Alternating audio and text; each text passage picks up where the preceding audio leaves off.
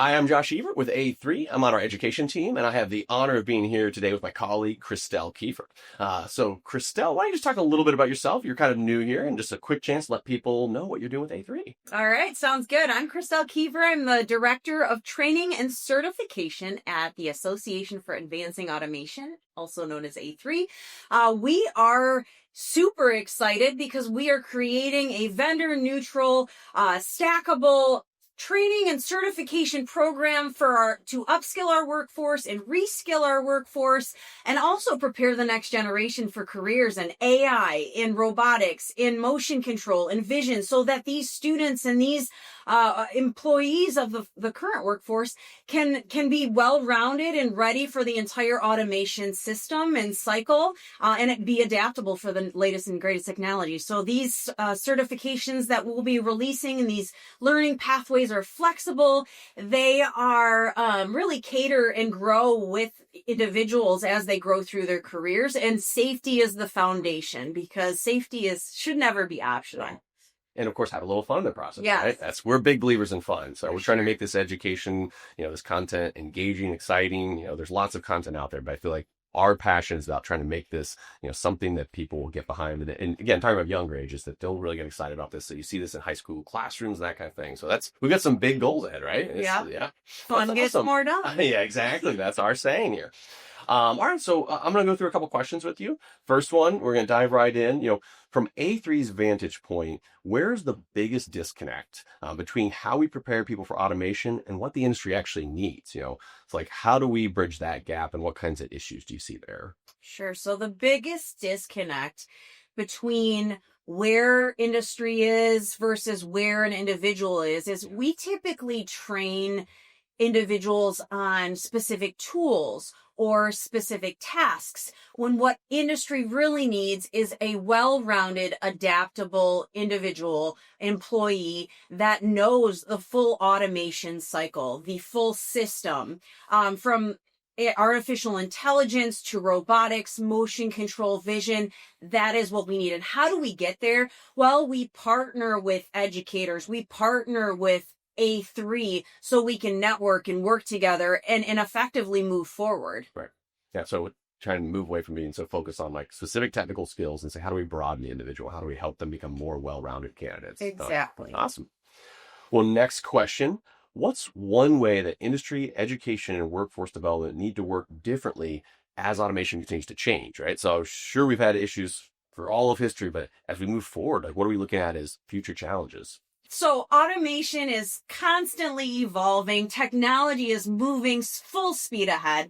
How do we keep up? Well, instead of working in parallel, we need to work together and collaborate. And by we, I mean educators, students, industry, and who brings it all together? I believe it's A3. What better way to connect with others in the industry from all different organizations, to connect, network, attend events, support each other, co-create, so we can all learn together, grow together, and evolve technology even faster and further more effectively. Sure. So A3 being that central hub, right? We're the ones helping to advance it, trying to pull these people together, coordinate them, and get everyone excited and aligned, right? For sure. Awesome.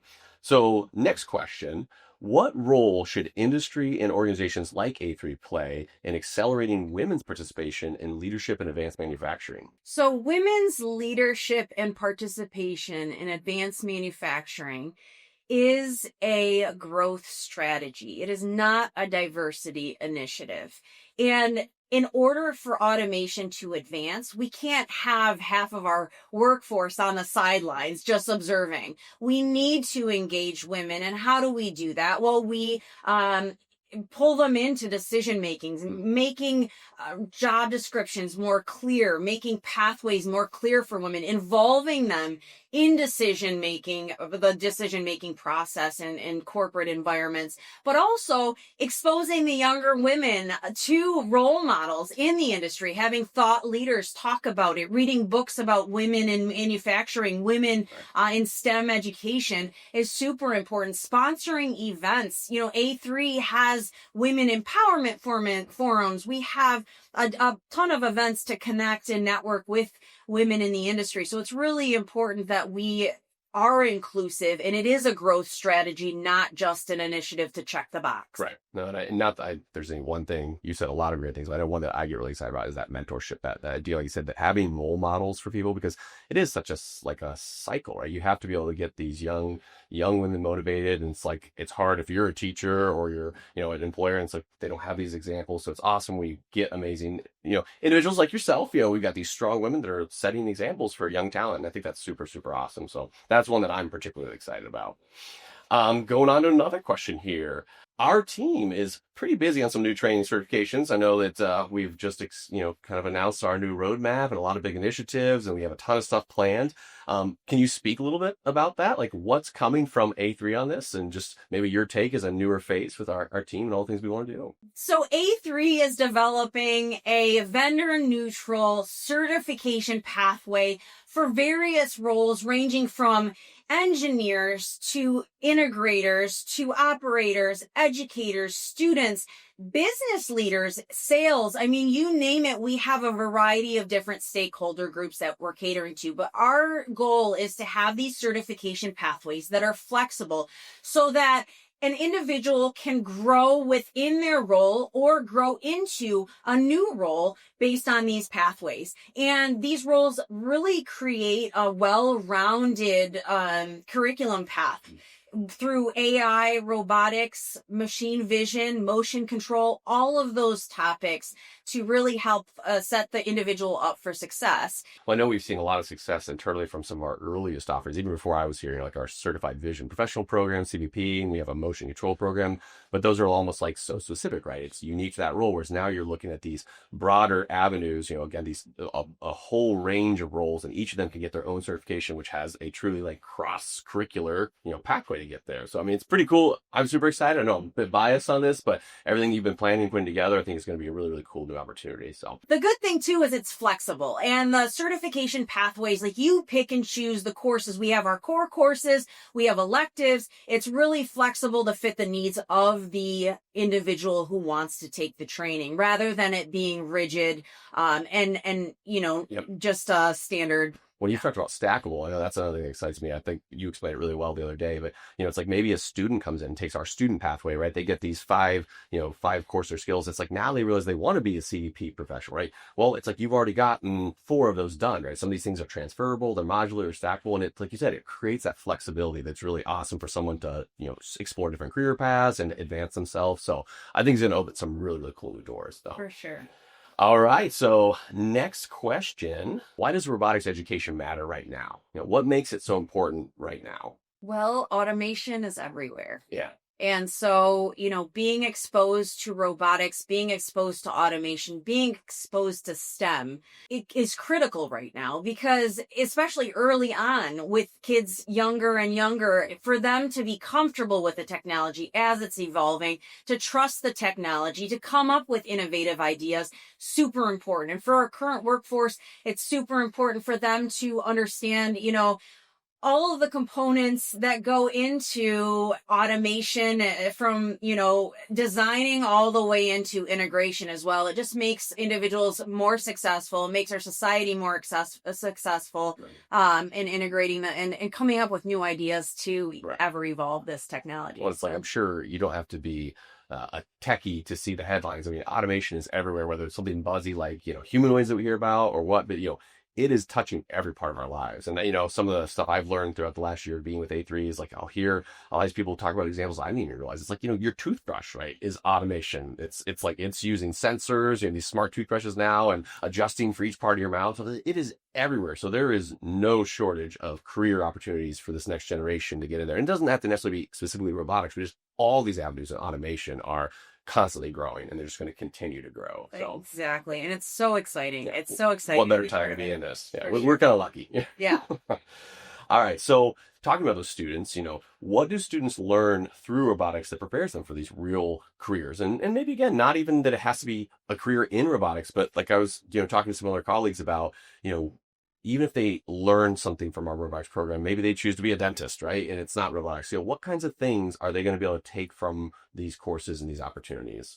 What students learn from automation or robotics or machine vision, or even AI and motion control is just how the world operates and how the world's moving forward. Also, when students get involved in competitions, they're learning critical thinking skills, collaboration skills. They're learning how to just troubleshoot on the fly. I mean, so many different invaluable soft skills that they're learning, in addition to the theory and the technologies that are moving, automation forward. Yeah.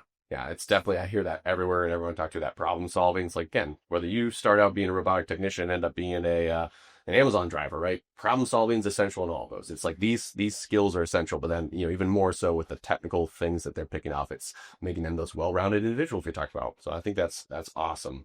Here's a tougher one, right? So when you think about automation and careers in it, what's a common misconception about careers in automation? What's something that you hear that you're just like, that's wrong?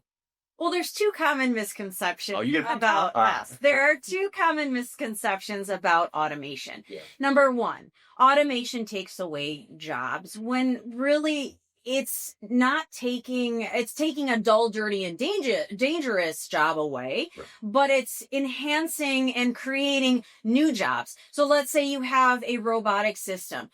Who has to develop that? There's a developer there. There's a product manager. There's a project manager. Who has to operate that? There's programmers, operators. And then also when the system breaks down, you have maintenance technicians, you have electricians. So there are more exciting, more value added jobs that are enhanced by automation, as opposed to, doing the mundane day-to-day unsafe tasks. That's what automation does, is it enhances your role in the industry, your career. It makes it more satisfying, I would say, and safer as well.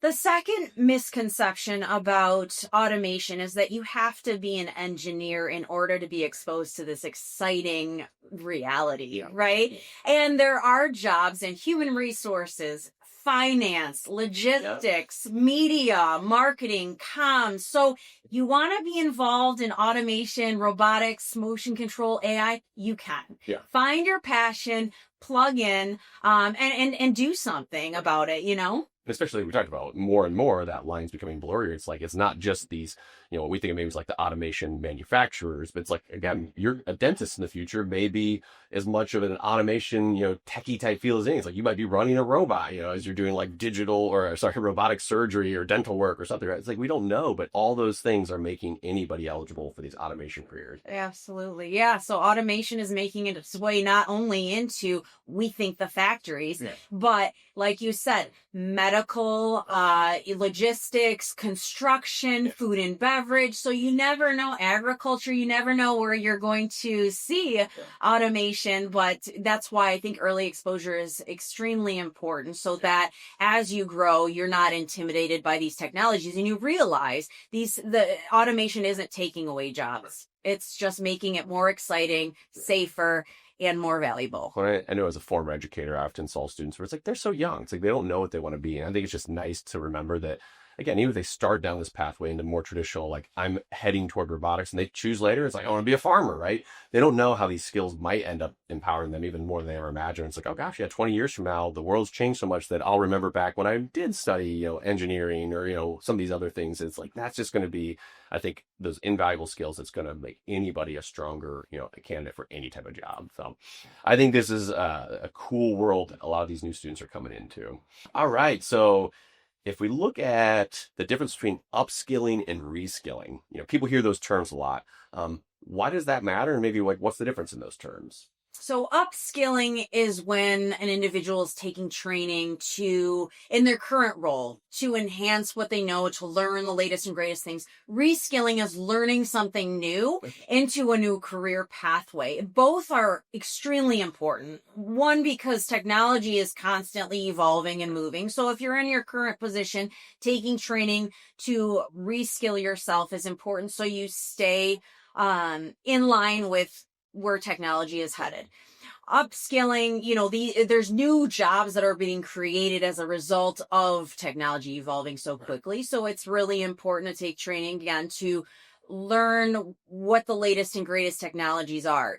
Learning never ends. It's a continual thing. Training should never end. Just because you graduated doesn't mean it ends there.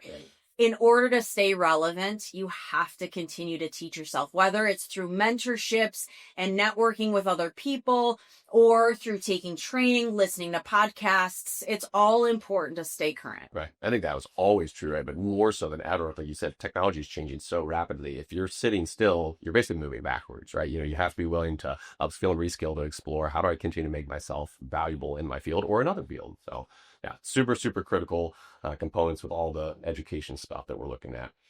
All right. So, now getting maybe the heavier stuff, right? The part that people can get a little like queasy about, safety, right? So why does safety need to be the foundation in robotics education? You said that's going to be like our pillar here, our foundation we're building on. Why is that so important? Why do we need to be looking at safety? Safe automation is successful automation, and safety should never be an option. So safety is something that A3 prides ourselves in, and it is the foundation of success for the roles. Yeah, no, I mean, safety, we talk about it, that's some of the stuff we said that we're focused on. And it's like, if you don't build that foundation first, you're not having those fundamental skills. I think about when I learned to ride a motorcycle, the state of Ohio, and everyone's different, but it's like they made young riders wear helmets, right? Make it secondhand nature, because if it's something you're ingrained in when you're learning it, then you'll continue to practice that all throughout. And it's the same with safety and robotics. If we teach young people that now, or people who are new to the industry, it's setting that precedent. It gets them thinking safety, and that will stick with them for their whole career. And like I said, it's like none of the other stuff works without that safe foundation. So I think it's super, super critical. Thinking now, making this maybe a little more personal, what advice would you give to an educator starting in a robotics program today? So maybe one of our courses, maybe it's, something else, but just what advice do you give them as they're starting on that journey? The advice I would give to an educator is start simple and don't wait for the perfect time. Okay. Because now is the perfect time. Yeah.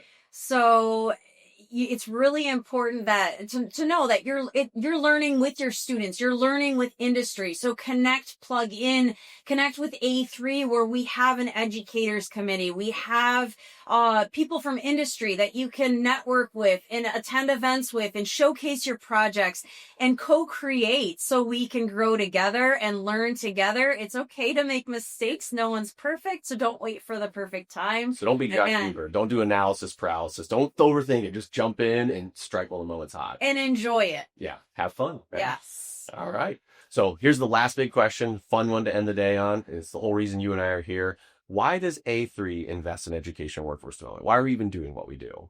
A3 invests in education because people are the most important part of automation. And I remember hearing Jeff Bernstein say something along the lines of, people create technology. Technology doesn't create people. So it's really important for us to invest into our people, giving them the proper safety, giving them the proper training, so that we can drive technology forward. Yeah. And I think that underscores that idea we hear that you've said, we've heard elsewhere. We're not taking jobs, right? These are jobs that need people in them. People are the most critical asset. And so I think it's continuing to reinforce that idea. Yeah. Awesome. Well, Christelle, thanks for being here today. I appreciate your time, your insights, and we're so excited to have you on our team. A little biased again, but we're doing some awesome stuff. So